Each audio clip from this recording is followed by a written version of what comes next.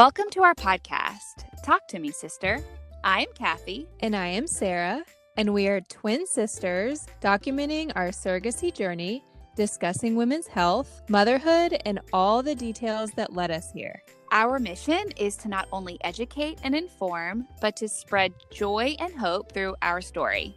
Thanks for following along.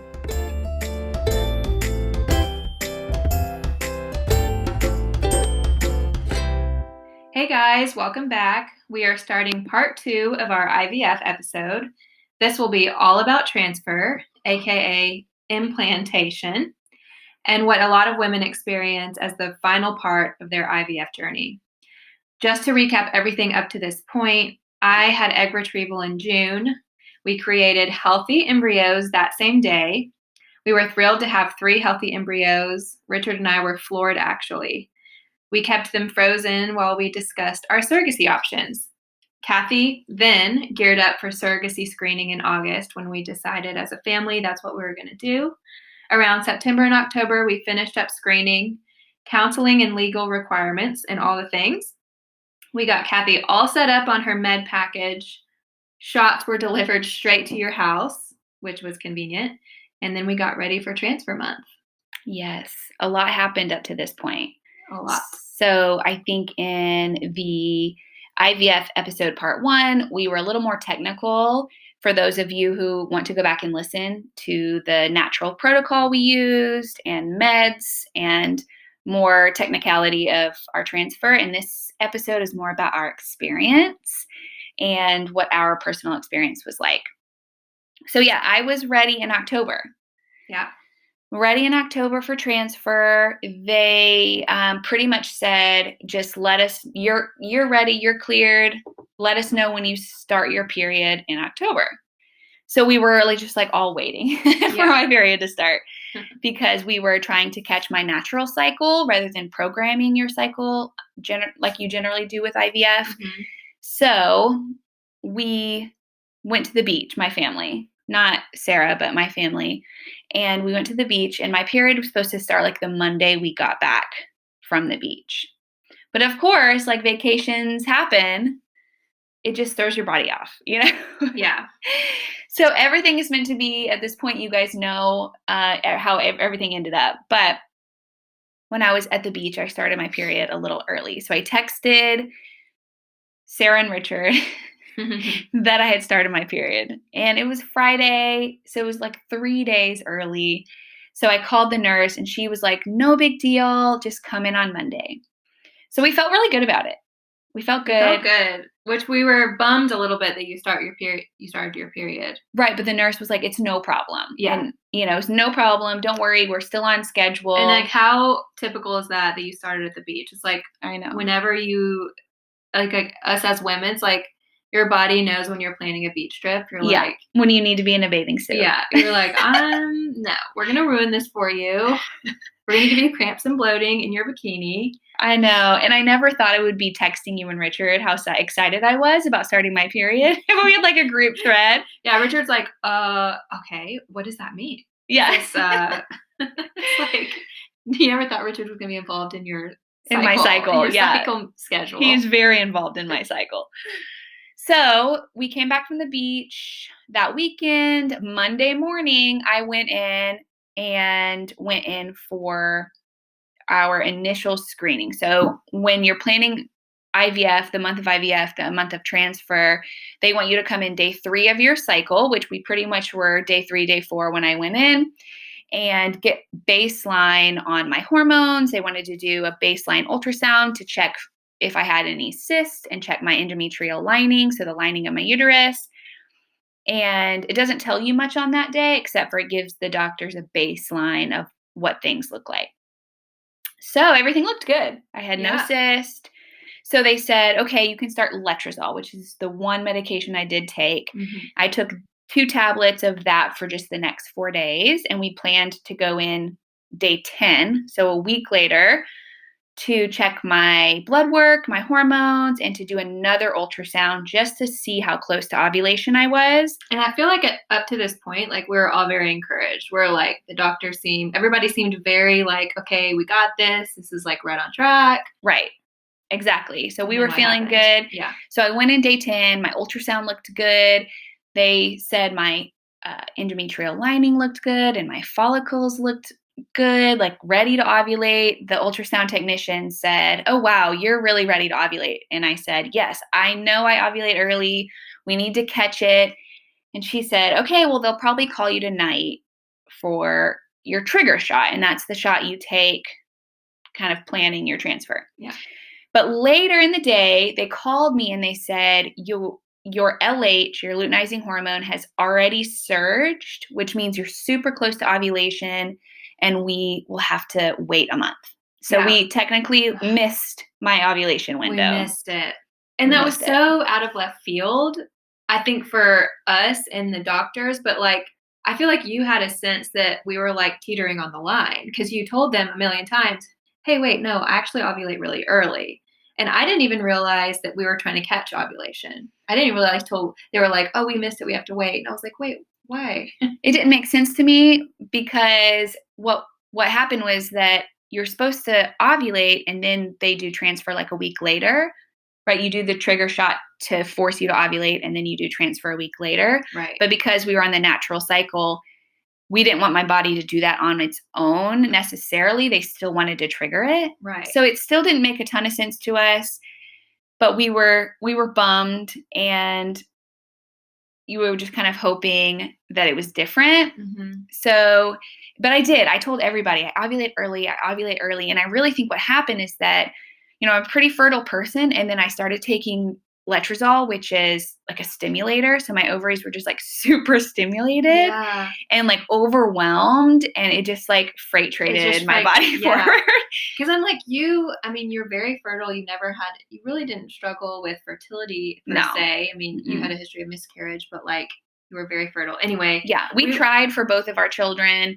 They weren't just like, oops, we did it. But, my hormones and everything were on track, and they had tested that ahead of time. Yeah, it was just like overkill. It was overkill for But we're going to get to that in a second. What we did the next second month of a round 2 trial. But I think, Richard and I obviously were disappointed, but we felt assured that whatever was meant to be will be. That's kind of how we've.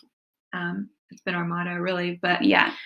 But there were times, it was a little frustrating, and we came so close that time, and we were a little nervous because the second go around, we were kind of creeping up towards the end of the year, and the nurses said that they were going to stop unfreezing embryos December 14th. Now, keep in mind, this was all during COVID, and that was a struggle in itself, but we felt a little put down because they were kind of warning us. So, hey, we may not make the date pending Kathy's cycle. We're trying to watch the calendar. This is kind of our second chance at doing this transfer. We're coming up to that December 14th date, and we were just kind of a little nervous. Well, it annoyed me because they were nervous, and I was like, well, if I'm looking at the same calendar you guys are, we're going to make it. We're going to make it. Like, my period is always 28 days, 29 days. In October, it was 25 days. Yeah. And I think it was because I was on vacation, because that's just how our bodies work. Classic. But I was like, listen, I felt really good about it. And I think it helped that we were in it together. None of us shed a tear. We were all kind of frustrated, but we were like, okay, we wait one more month. It is what it is. It is what it is. And we kind of both had to be encouraging to one another so that nobody was pulling each other down. But when we got to that second month and we were rewatching your cycle to gear up for this another transfer before December 14th, remember the appointment with the nurse? Yes. We were kind of like bossy. We were a little bossy. We were bossy. Like, I felt like she was like, oh gosh, these two. Because we were like, well, no, look at this calendar. We got this. Kathy ovulates early. We were kind of bossy. So we didn't want to miss it though. And so what happened is that we missed our October window. We were waiting for my cycle to start in November. Mm-hmm. So it did. It was right on track. I knew my cycle would start. I tracked it for like the 21st of November, which fell on a Saturday. And I could tell it was coming. Y'all know, you can tell. So I called on Friday and I said, my period is going to start tomorrow. And we went ahead and scheduled an appointment for Monday. And it was perfect. So I went in. We were way ahead of it the second time. We were a little bossy. We said, I don't want to wait a whole week to monitor. I want you to monitor me every other day so that we don't miss our ovulation window. And they were glad we did that because I went in day 3 for them to monitor me. And then I went in day 5 and they said, oh, I'm glad you're here because we need to slow down your ovulation, your natural ovulation. And it was so hard for you and I to be like, told ya. Yeah. You know? So I think that you and I are very aware of our bodies. 1, number 2, we're like a little controlling, but number 3, we're, you know, we just felt so confident. We felt confident. And I think it's actually a good thing. I think that, of course, we respect the nurses. They're there to guide us. We have no idea what we're doing in that extent, but we are advocates for our own body. And I've said this in the podcast before and to clients and friends, is that like you do have to be your own advocate. And worst case scenario, we go to the doctor too many times and they monitor us too many times. But at least we had asked and we weren't going to miss it in the month of November because if we had missed it in November, we would have missed it in December and we'd had to wait till January. And if that was the case, then it is what it is. But at least we had done everything in our power. Exactly. And it's like we've never done this process before. So obviously we needed to rely on the doctors. But I think as far as knowing your body and just what happened to us in October, we had to take that information as facts and have that, you know, be on our side the second go around. Yeah. So I went in, it looked like I was ovulating quickly again, but I don't think my lining was thick enough. So they gave me a shot called Cetrotide. I took it at home. And I took it in my belly at home. They sent it home with me just in case I needed it, which was really thoughtful and preventative of them. So they called me and said, hey, your LH is rising. Go ahead and take your Cetrotide shot. And we added in estrogen tablets to kind of thicken up my lining. So that was Saturday. We added those 2 things. And then I went in on Monday. So exactly 10 days after my cycle started in November. And they said everything looked good to go. Yeah. And so we planned our trigger shot. The trigger shot, and you did Ovidril, right? The trigger. Yes. Yeah. So that was the same trigger shot that I did for egg retrieval. Yeah. I think you gave it to me, actually. I didn't have to buy it. I know. I had an extra Ovidril shot. It was great. Saved us a little bit of money. But so Kathy and I got super excited. Because once you schedule the trigger shot, it means you're scheduling your transfer. Yeah, like a week. A done deal. A done deal. So the trigger shot was, you know, someday. And then a week later. So transfer was scheduled for December 7th at noon. So obviously we had to get there a couple hours early. Kathy had to prep. But this was so relieving to just have a date on the calendar. And how cool is it? Because it was 4 days before our birthday. We were turning 33.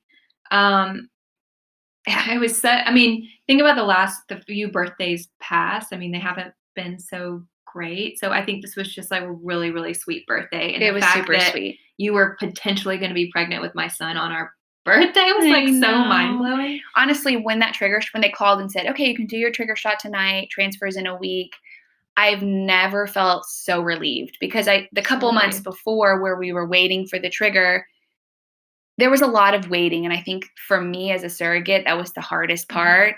And especially on a natural cycle, everybody's waiting for my period to start.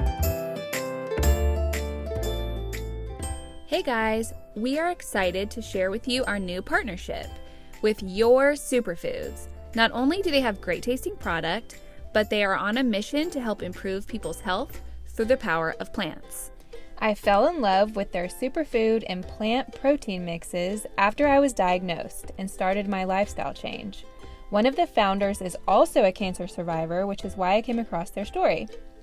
I make a ton of smoothies and my daughter Charlotte loves them too.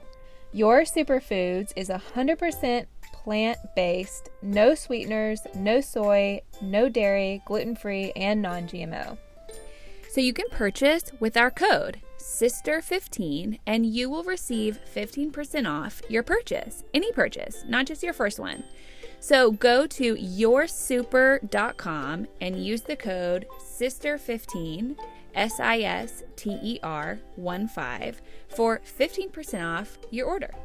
Go grab your superfoods. Okay, but Kathy, so I think going off of what you just said, I think that you were having some pressure to perform. Obviously, totally. But it's like I had no control over my body except for what my mind was doing. Yes, but we were all very excited. Kathy, I know, obviously, you really wanted to do the natural cycle. We were thrilled to do that. Also, let's talk about natural preparations as well, because you were fueling up your body and getting ready for transfer. So what are the things you did to prepare your body and your uterus for baby boy transfer? Yes. And I'm glad you said that, because I just said I didn't have much control over my body, but I really did. I was doing a lot of natural things to support my fertility during that time. And it did give me a sense of control. It's like during the IVF cycle, whether you're doing a natural cycle or not, you don't have much control, but you do have control over kind of what you do around, like, to your body and vitamins you take and things like that. So I really focused on a handful of things. First, of course, my nutrition. You guys can go back and listen to the nutrition and fertility episode. It's episode 4. There are a lot of things in there that I did that I won't repeat, but I did try to make sure I was eating enough and eating all my food groups and eating lots of color and trying to decrease stimulants like caffeine and sugar. But in general, other things, of course, I was taking my vitamins, extra vitamins, and I was cutting back not just caffeine, but also alcohol. Now, I wasn't drinking a ton, but I was like drinking enough. You weren't drinking. It was 2020, guys. It was 2020. And I was definitely having a glass of wine most nights of the week, right? I was going to the chiropractor. I had mentioned that they check for cysts on your ovaries because the medication you take is a stimulant and it can often cause cysts on your ovaries. And I don't think you're not supposed to proceed forward with transfer if you have cysts. Yeah. Because you can't take the medicine. And I just didn't want cysts. I had cysts on my ovaries before, and so I wanted to be preventative. And I could kind of feel it. Like, that medication really stimulated my ovaries. I felt super swollen there. So I went to the chiropractor. I made them kind of pop me around in my pelvic region and my back and just continue to help my body do the best it could on its own. A lot of people do acupuncture before IVF and say great things about it, especially in terms of hormone balance, because if acupuncture can be very relaxing. And if you are relaxed, generally you're decreasing stress hormones, and decreasing stress hormones promote higher progesterone. Yes. Yeah, so all of that is really good. I did not go to an acupuncturist, but I did buy myself an acupuncture mat. You can get them off Amazon. It's like this pokey mat that you lay on at the end of the day for 20 minutes. And it really does hurt. Like, you have indentions. You've mentioned this before. I really want one of those. And I do think it's actually a really good gift for anybody going through IVF, because it's like $20. You can ship it to their house, and it just is like a relaxing, supportive thing. But I did that. I loved that. I also did CBD oil. Now, this is my personal experience. I can't recommend CBD like as a practitioner because there's not totally enough evidence for that. But I did feel like if I could do anything to relax my body, and I will shout out the place that I buy CBD from, The Perfect Plant. We'll link it in the show notes. It's a Nashville-based store. There's been a lot of CBD that I don't feel like helps me, but I really love their gummies and their I do too. And this has nothing to do with our transfer, but no, it doesn't. It's non-sponsored. This is not, but I love their products too, and they help me with anxiety and just relaxing. Yeah. And that's kind of the idea before IVF, is like just trying to relax your body. Yeah. Because your mind is doing so much. If you can control it with other areas and just try to relax. So and it's a plant. It's a plant. We're believers. So a lot of that I did. There's a lot of IVF myths, like the pineapple you guys, if you're going through IVF, you know that people say eat pineapple. It kind of makes the baby sticky in there.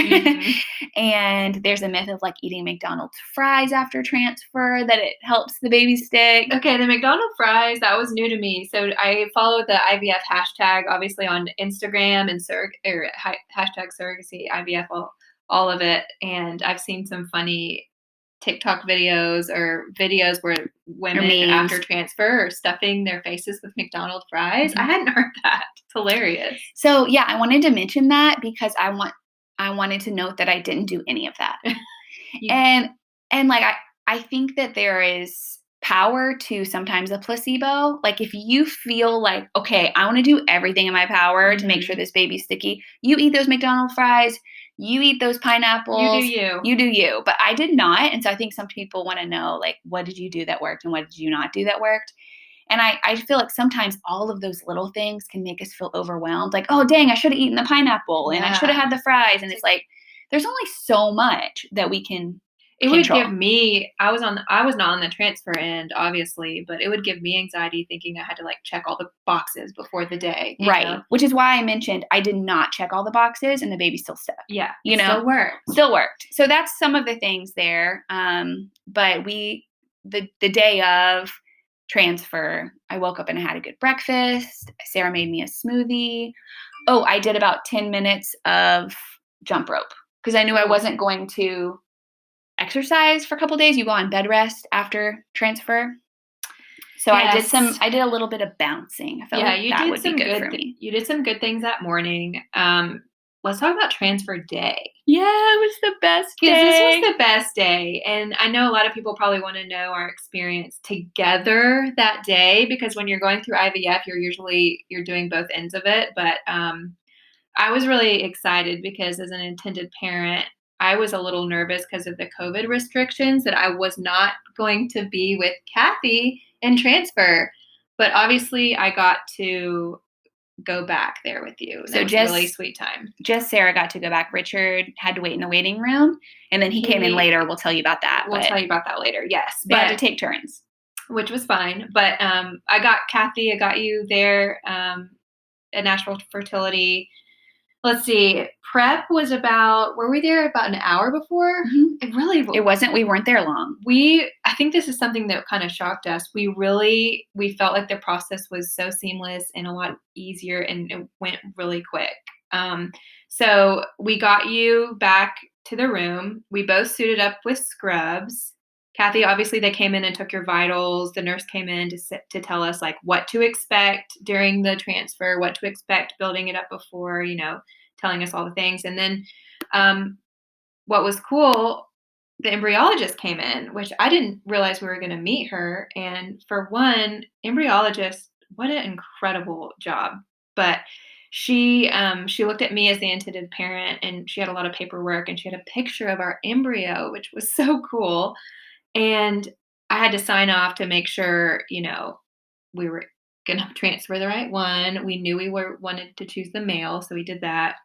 That was really cool. And you and I got a couple pictures in our scrubs. But the embryologist, I remember, she had the same birthday as us, didn't she? Something wild like that. I think something wild. I don't remember. She had our birthday, which I think I always love little signs like that. Yes. And the one thing they did tell me before transfer, so I was awake. That's different. When Sarah was doing her egg retrieval, she was asleep, sedated. Yes, I was wide awake. They were supposed to bring me Valium. But they did not. They never did. And they were wheeling me back and they were like, hey, don't forget. I said, don't forget my Valium. They were like, oh, it's too late. And I was like, yeah, okay. I was like, is it too late for me though? No. But I had to come with a full bladder is what they told me. They said, come with a full bladder. And so I did. I drank I drink a lot of water in general. So I drank a ton of water that day. I had a cup of coffee. I had a smoothie Sarah made me. So I was full. I had a full bladder. So when we got there, I told them, I'm already full. I don't know if I can wait to pee for 40 more minutes and then the transfer. So the nurse said, well, you can go to the bathroom and count 1, 2, 3 and empty your bladder just a little bit. So I said, okay, that sounds good. I can do that. But then I went to the bathroom. Yeah. And this kind of held us up a little. This held us up a little. I have But had that's 2 okay. children. Yeah. I sat on that potty and went pee, and I could not stop it. I said 1, 2, 3, and then I thought, there's no way. I can't make it stop. I'm so sorry. So I emptied my bladder completely. I just had no control. I know, and that's fine. I mean, I would never have been able to do that either. And I don't think that know was what I was a long thinking. time. It's okay. We should have like staged that out a little bit better, but I think that delayed us just slightly, not much, because they wanted Kathy's bladder to be full during the transfer. So she had to chug a ton of water. Jump around the room, all of that. I drank so much water within like a 20-minute segment that I thought I was going to vomit up water.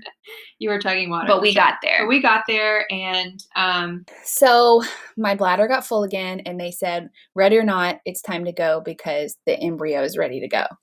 Yeah, and then when we were in the OR, when we were about to do your transfer, she was like, the doctor was basically sitting there on the stool waiting for her, and she was like, let's do this because he's hatching. And I was like, oh my gosh, I thought that was a good sign, I think.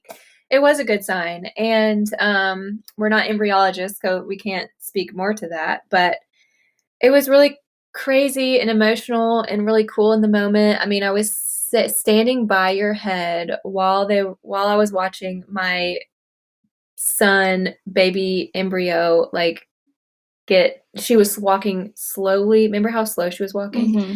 You guys, she was walking, the embryologist was walking so slow across the floor with the embryo in a catheter to hand to the doctor, and the doctor used the catheter to slip the embryo into Kathy's uterus. And I was standing by Kathy's head watching this on the monitor. So I could see like the ultrasound monitor of Kathy's uterus, and I could literally see a little bubble of him like slip into Kathy's uterus and like burrow into the side of it. And it was just so wild. Like I thought about so many things. I mean, I thought about you standing by my head when Charlotte was born. Yeah. I thought about like, this is going to sound like super cheesy, but I thought about like us when we were little. Like, I mean, just like we're twins and life has been so crazy. And here we are. I'm watching my son get implanted into your uterus. Like, it was emotional. I think we both cried. It was just like such an incredible experience, and we had waited almost a year to get to that point. Yeah.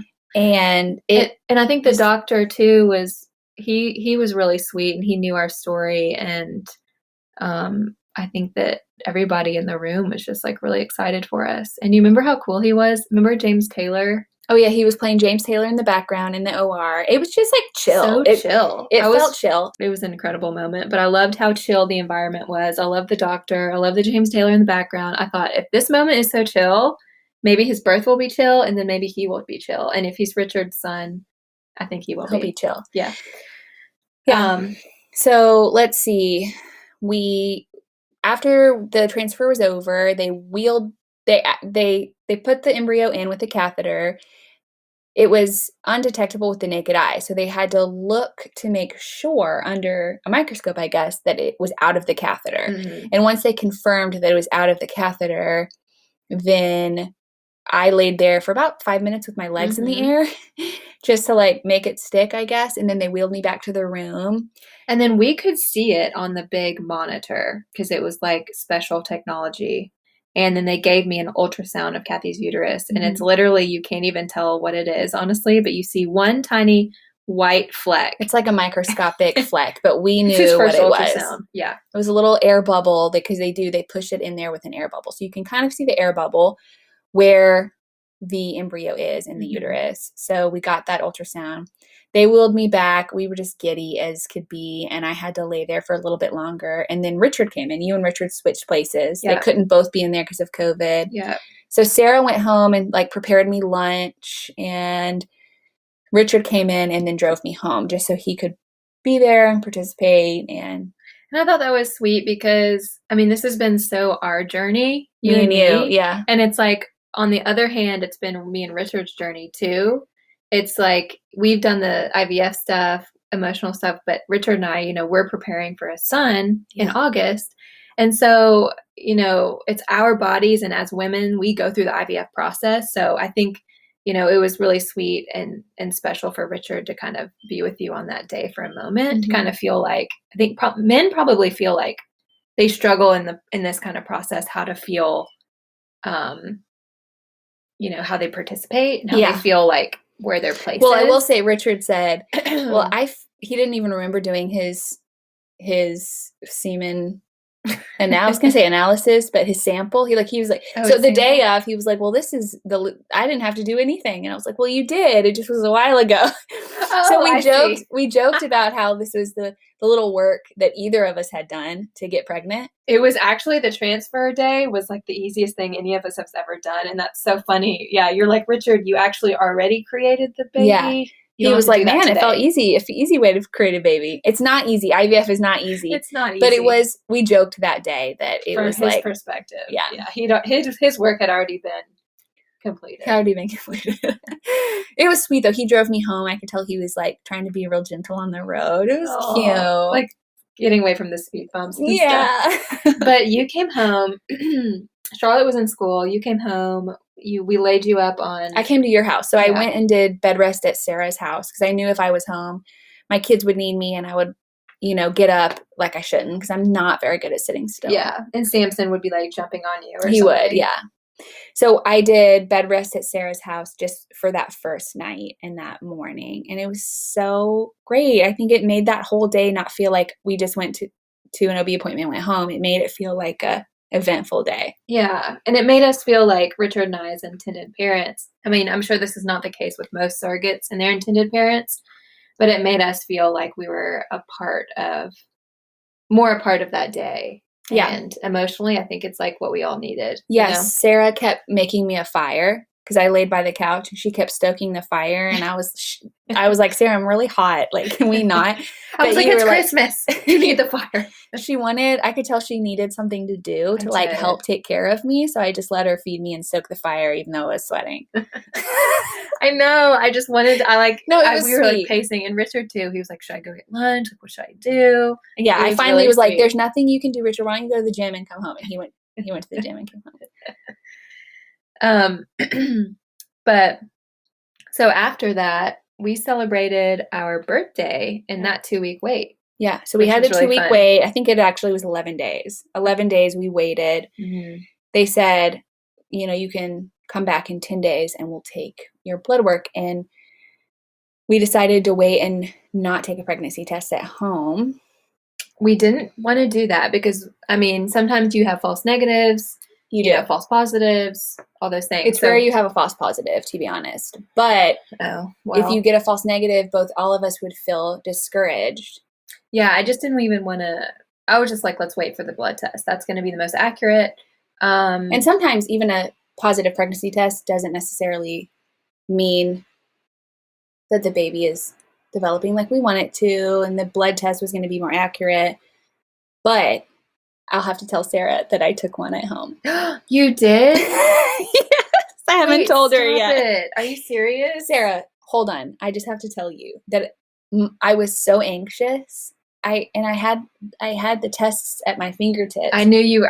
I was like, she's like, that is so you. That is so you. I thought, would I rather find out on my own or should I be prepared for the bad news? I know. And I feel like you were like, oh my gosh, this is pressure. It felt like a lot of pressure. Yeah. And so I took one.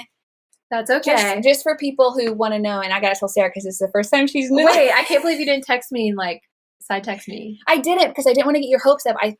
So much of me was like, well, what if it's not true? I'm glad you didn't actually, because honestly, when Kelly called me, I was in Target. It was better that day. I know. So the day we were waiting for the result, you did the blood work. I did the blood work. I was actually on my way to your house because we were going to record a podcast, our first podcast episode, right? No, you were on your way here to do something. I had Charlotte. I had Charlotte. Oh, why did you have Charlotte? I don't know. Anyway, I was in Target, picking up something before I was coming to your house. And I was like, oh, how cool would we get the phone call if we were together? But I was barely at your house and I saw Kelly's number calling on my phone. And I was having a panic attack, but I answered in Target and I screamed and then I started bawling, crying. And so she called and told you you're having a baby. Yes. And she was like, I just want you to know, I already talked to Kathy. She answered first, but I had to call you immediately. And she was just like over the moon gushing. She was like, we are so excited for y'all. Everything looks really, really good. Kathy's blood work looks perfect. Everything's like in line for like how many weeks you were. All of it was just like the stars were aligning, and I was bawling in Target, and I feel like there were strangers that wanted to come up and hug me or like didn't know what to do. I was like, I'm fine. Just, it's fine. She called me first, and actually she called you first and you didn't pick up. Yeah. And then she called me and said, I just called Sarah and she did not pick up, but I had to call you and tell you you're pregnant and your betas are 700 plus. So people who are like wanting to know what my numbers were. Yeah. That's the beta HCG, the pregnancy hormone. She said they're over 700. Everything looks incredible. I'm so excited for you guys. I knew you were pregnant. I just didn't have any doubts. And I burst into tears. And it happened to be, I think, my daughter's Christmas party.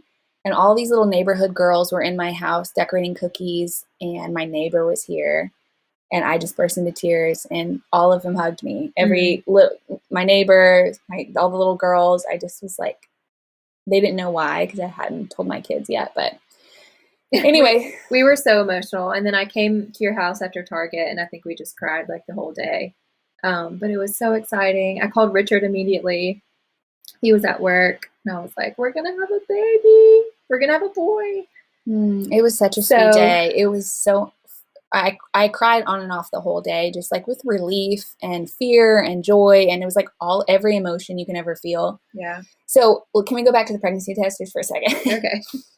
I took one like 5 days post-transfer, and it was negative. And so I remember being, oh, why did I try that? But it was also 5 days post-transfer, and I was like, well, it's still only a few days.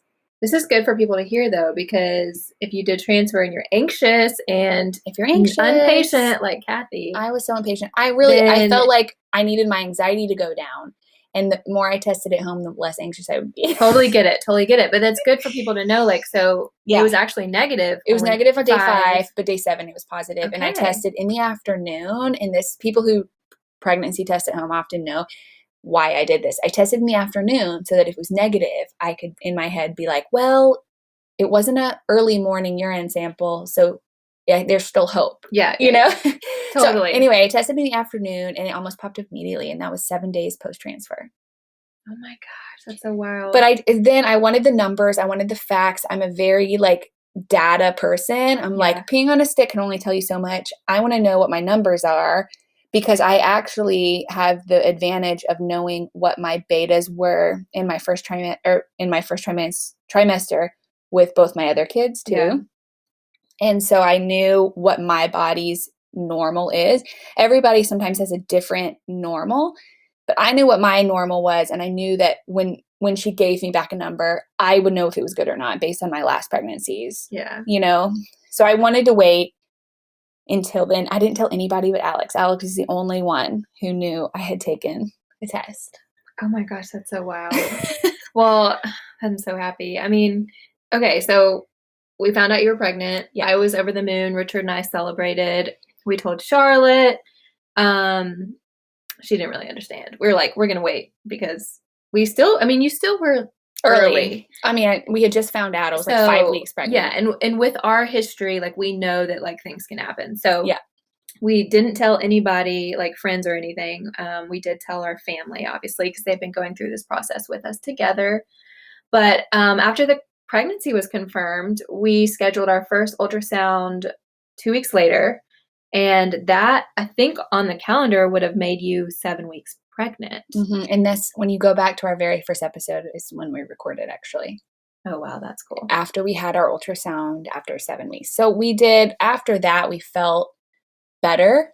Yeah. After that first ultrasound, we saw a heartbeat. We felt a lot better. We saw a developed yolk sac. We saw a developed embryo or fetus at that point, I guess.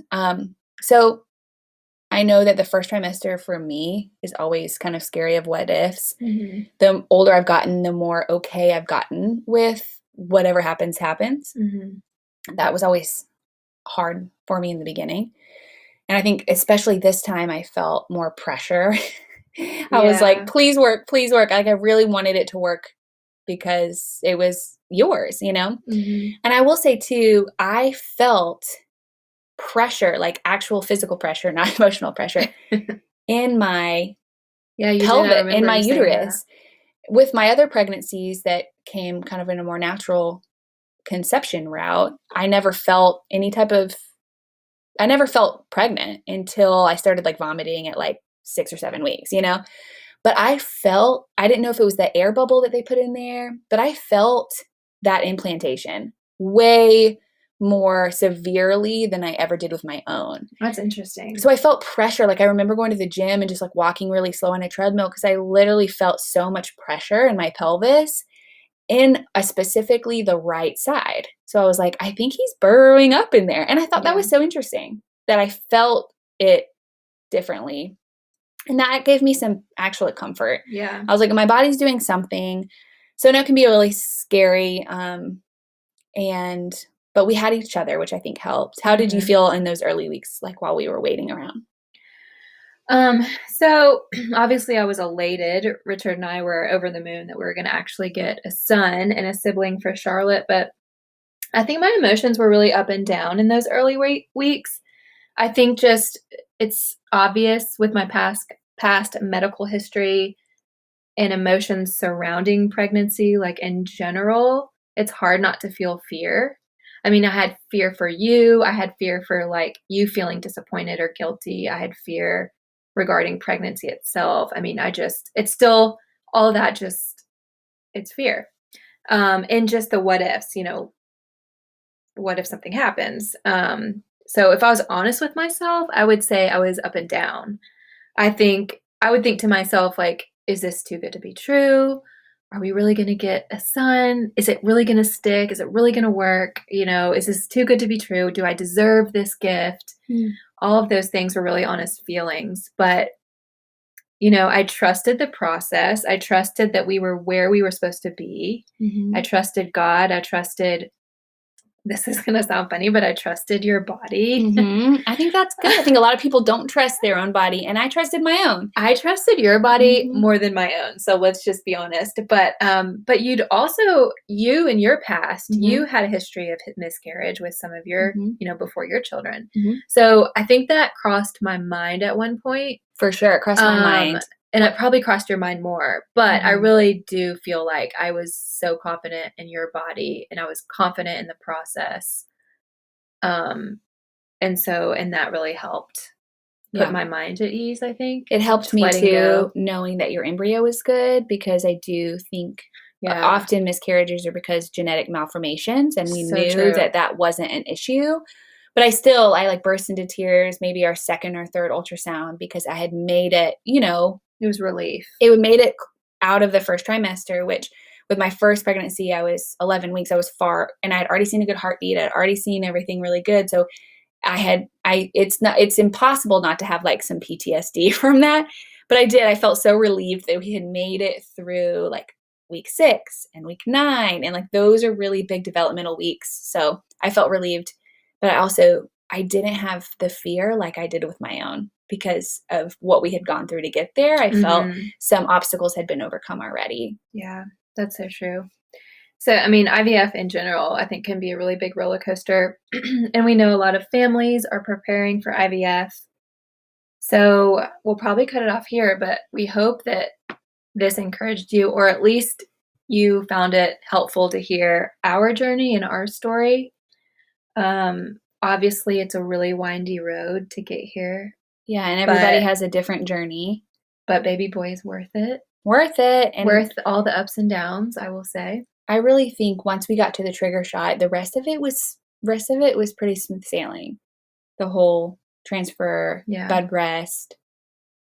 There was waiting, but it was excitement waiting. So that, that felt a little bit easier than the waiting in the beginning. So, we did it. We're excited, and we can't wait to meet him in August. It's going to be here before we know it. It's going to be here fast. Well, we're excited to share this story with you guys, and we will see you next time. Talk to you soon.